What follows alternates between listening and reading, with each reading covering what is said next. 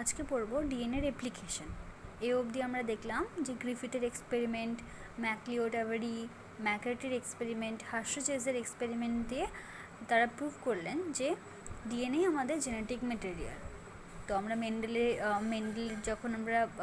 যখন আমরা পড়ছিলাম, হ্যাঁ, তখন দেখেছিলাম আমরা ল অফ ইনহেরিটেন্স অনুযায়ী, হ্যাঁ, যে আমাদের প্যারেন্টদের যে জেনেটিক ক্যারেক্টার, জেনেটিক্যাল যে ক্যারেক্টারিস্টিক্স, সেগুলো কিন্তু অফস্প্রিংয়ের মধ্যে জেনারেশন আফটার জেনারেশন সেটা কিন্তু ট্রান্সমিট হয়। তো সেটা হওয়ার জন্য আমাদের জেনেটিক ম্যাটেরিয়াল ডিএনএ। তাহলে ডিএনএ কী করতে হবে? কপি তৈরি করতে হবে ডিএনএকে সেল ডিভিশনের জন্য। সেই সেলগুলোর মধ্যে তার ডিএনএ ক্যারেক্টারগুলো সেগুলো পাস অন হওয়ার জন্য ডিএনএ কপি তৈরি করতে হবে। এই যে ডিএনএ কপি তৈরি হওয়ার যে ব্যাপার, এটাকে আমরা বলি ডিএনএ রেপ্লিকেশন। তো ডিএনএ রেপ্লিকেশনের জন্য থ্রি মোড অফ রেপ্লিকেশন আছে, হ্যাঁ, মানে বলা হয়েছিল তখন থ্রি মোড অফ রেপ্লিকেশন, সেগুলোই আমরা দেখবো আজকে। যে three theoretical model have been claimed regarding DNA replication.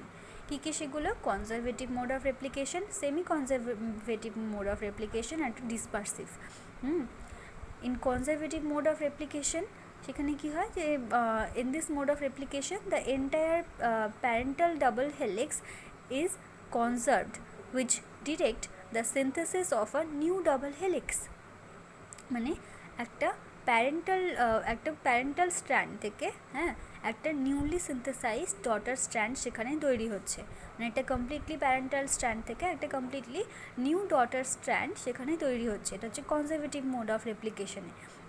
In case of semi conservative mode of replication কি বলা হয়েছে যে in this mode each single strand of parental double helix is conserved, which act as a template for the synthesis of a new complementary strand।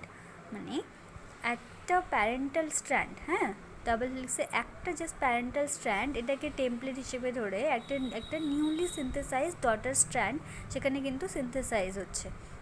তার মানে একটা completely old parental strand, আর সেখান থেকে কিন্তু একটা নিউ প্যারেন্টাল স্ট্র্যান্ড ও daughter strand কিন্তু এখানে synthesise হচ্ছে। এটা হচ্ছে semi conservative mode of replication. এরপর আসছে ডিসপারসিভ। In case of ডিসপারসিভ mode of replication, both strands of parental double helix are fragmented and become interspersed with the newly synthesized segment of DNA, resulting a DNA double helix। মানে in case of আমরা ডিসপারসিভের ক্ষেত্রে দেখব যে এখানে fragmented old parental and newly synthesized daughter strand আমরা দেখতে পাবো। দেখো এখানে কিন্তু এগুলো ফ্র্যাগমেন্টেড কিন্তু তৈরি হয়েছে, হ্যাঁ, একটা ওল্ড প্যারেন্টাল স্ট্র্যান্ড তার সঙ্গে নিউলি সিনথেসাইজড ডটার স্ট্র্যান্ড, এভাবে ফ্র্যাগমেন্টেড করে জুড়ে কিন্তু তৈরি হবে ডিসপারসিভ। এটা হচ্ছে ডিসপারসিভ মোড অফ রেপ্লিকেশন। তাহলে এই যে তিনটে মোড অফ রেপ্লিকেশন আছে, এগুলোর মধ্যে কোন রকম রেপ্লিকেশন, কোন মোড অফ রেপ্লিকেশন আমাদের মধ্যে দেখা যায় সেটা দেখার জন্য মেসেলসন অ্যান্ড স্টাল এক্সপেরিমেন্ট করেছিলেন, হ্যাঁ, ইন 1958। তারা যে এক্সপেরিমেন্টটা করেছিলেন সেখানে কি করেছিলেন, এখন আমরা দেখব যে কোন মোড অফ রেপ্লিকেশন দেখা যায় ডিএনএতে। তো মেসেলসন আর স্টালের এক্সপেরিমেন্ট ইন 1958, তারা কী করেছিলেন যে ইকোলাই নিয়েছিলেন, ইকোলাই এস্চেরিশিয়া কোলাই নিয়েছিলেন, এটা দেখার জন্য যে কোন মোড অফ রেপ্লিকেশনটা আমাদের দেখা যায়। তো তার জন্য কি করেছিলেন তিনি, ইকোলাই নিয়ে সেটাকে কী হয়েছে, এবার আমরা জানি যে আমাদের জেনেটিক ম্যাটেরিয়াল ডিএনএতে যে বেস রয়েছে সেটা কিন্তু নাইট্রোজেনাস বেস রয়েছে, হ্যাঁ, এবার নাইট্রোজেনাস বেস রয়েছে, সেজন্য কী করেছেন তারা, যে এস্চেরিশিয়া কোলাইয়ের যে প্যারেন্টাল স্ট্যান্ডার্ডকে যেটা নিয়ে কাজ করেছেন, তো সেটাকে তারা হেভি নাইট্রোজেন মিডিয়াম মানে N15, আমাদের যে ন্যাচারাল নাইট্রোজেন সেটা কিন্তু N14, ন্যাচারাল নাইট্রোজেন আইসোটোপ সেটা N14, যেটা হেভি সেটা কিন্তু N15। তো ইকোলাই প্রথমে তিনি গ্রো করিয়েছিলেন হেভি নাইট্রোজেন মিডিয়ামের মধ্যে, অনেকগুলো জেনারেশন ধরে তিনি তারা গ্রো করিয়েছিলেন এস্চেরিশিয়া কোলাইকে। এবার গ্রো করানোর পরে কি হলো, এরপর তাদের যে জেনেটিক ম্যাটেরিয়াল মানে মেনি জেনারেশন করার পরে কি হলো, যে তাদের যে জেনেটিক মেটেরিয়াল এস্টেরিশিয়া কোলাইয়ের, সেখানে কি হলো, তাদের যে জেনেটিক মেটেরিয়াল ডিএনএ, সেখানে কিন্তু এই যে N15 যে heavy isotope, heavy nitrogen isotope, সেটা কিন্তু এই তাদের জেনেটিক মেটেরিয়ালের মধ্যে কিন্তু সেটা কিন্তু ইন্টিগ্রেটেড হয়ে গেল। এবার হওয়ার পরে এই যে হেভি আইসোটোপ, এই যে হেভি আইসোটোপ এখানে পেলাম আমরা, হ্যাঁ, যে জেনেটিক ম্যাটেরিয়ালের মধ্যে যে হেভি আইসোটোপটা এখানে গেল, এবার এই যে এস্টেরিশিয়া কোলাই, এটাকে তারা গ্রো করিয়েছিলেন লাইট নাইট্রোজেন মিডিয়াম, মানে ন্যাচারাল যে নাইট্রোজেনাল আইসোটোপ, সেটা মানে হচ্ছে N14 মিডিয়াম, N14 মিডিয়ামের মধ্যে তারা গ্রো করিয়েছিলেন এখানে। এই N15 ওয়ালা যে এস্টেরিশিয়া কোলাই, হ্যাঁ, যা জেনেটিক ম্যাটেরিয়াল, তখন এটাকে N14 মিডিয়ামের মধ্যে গ্রো করিয়েছিলেন। N14 মিডিয়ামের মধ্যে গ্রো করানোর ফলে কি গ্রো করিয়েছিলেন। এবার তারপর কি হলো, তারপর এরপরে 5, 6, 7 জেনারেশন এরমভাবে গ্রো করিয়েছিলেন লাইট নাইট্রোজেন মিডিয়ামের মধ্যে করার ফলে এখানে যে এস্টেরিশিয়া কোলাই, মানে ইকোলাইয়ের এখানে যে গ্রোথটা তারা পেয়েছিলেন, এরপর এটা করার পর তারা যে কাজটা করেছিলেন সেটা হচ্ছে density gradient centrifugation. Density gradient centrifugation এখানে কি করা হয়, যে এখানে সেন্ট্রিফিউজ করানো হয়। সেন্ট্রিফিউজ করানো হলে কী হবে, ডেন্সিটি গ্রেডিয়েন্ট হাই ডেন্সিটি যে ব্যান্ডগুলো, হ্যাঁ, হাই ডেন্সিটি যেটা, সেটা কিন্তু এখানে নিচের দিকে থাকবে, আর যে লোয়ার ডেন্সিটি সেগুলো কিন্তু ওপরের দিকে থাকবে, লোয়ার ডেন্সিটি।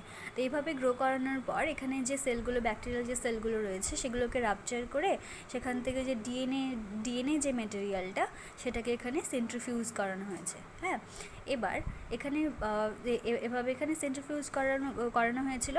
এরপর কি হয়েছে, যে দেখো, প্রথমে আমরা যখন এস্টেরিশিয়া কোলাই, যেটা হেভি নাইট্রোজেন মিডিয়ামের মধ্যে আমরা প্রথমে গ্রো করিয়েছিলাম, এখানে দেখো মার্ক করেছি, 1 নম্বর 2 নম্বর করে মার্ক করেছি।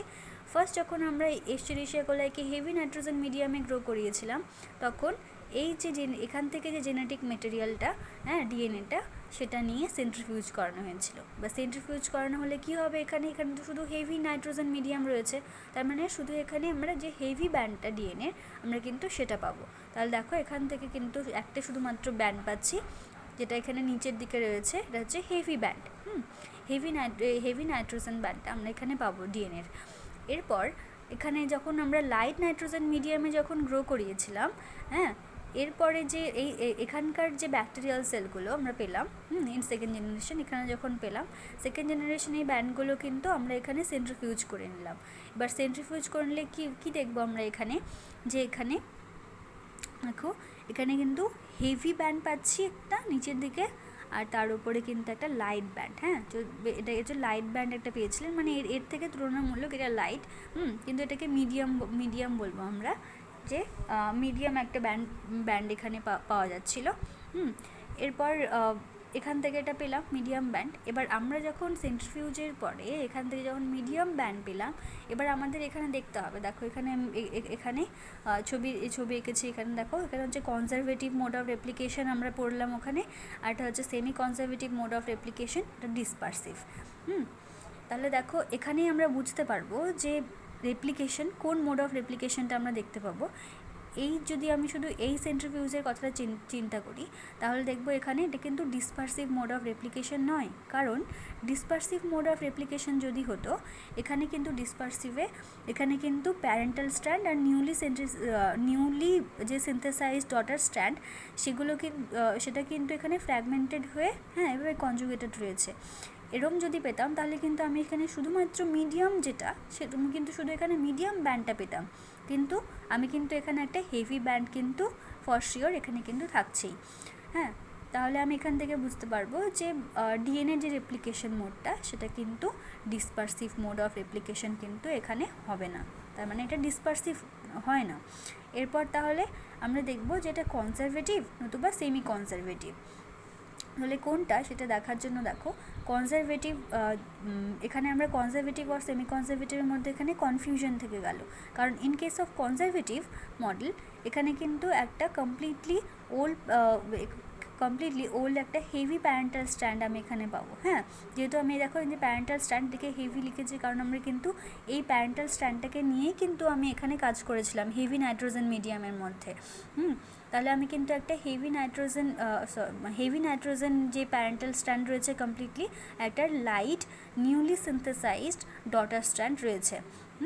In case of semi conservative এখানেও কিন্তু একটা যে স্ট্র্যান্ড সেটা কিন্তু প্যারেন্টাল স্ট্র্যান্ড রয়েছে আর একটা নিউলি সিনথেসাইজড ডটার স্ট্র্যান্ড রয়েছে এভাবে। তাহলে এই দুটো কিন্তু 50-50 রয়েছে। হ্যাঁ, তাহলে আমরা কিন্তু এখানে এটা ক্লিয়ার হলো না যে এটা কনজারভেটিভ নাকি সেমি কনজারভেটিভ, কিন্তু এটা ডিসপারসিভ নয়, এইটুকু কিন্তু বুঝতে পারলাম। এরপর আমরা আবার এখান থেকে যে ব্যাকটেরিয়াগুলো পাবো সেগুলো কিন্তু আমরা আবার কালচার করবো এভাবে লাইট নাইট্রোজেন মিডিয়ামে।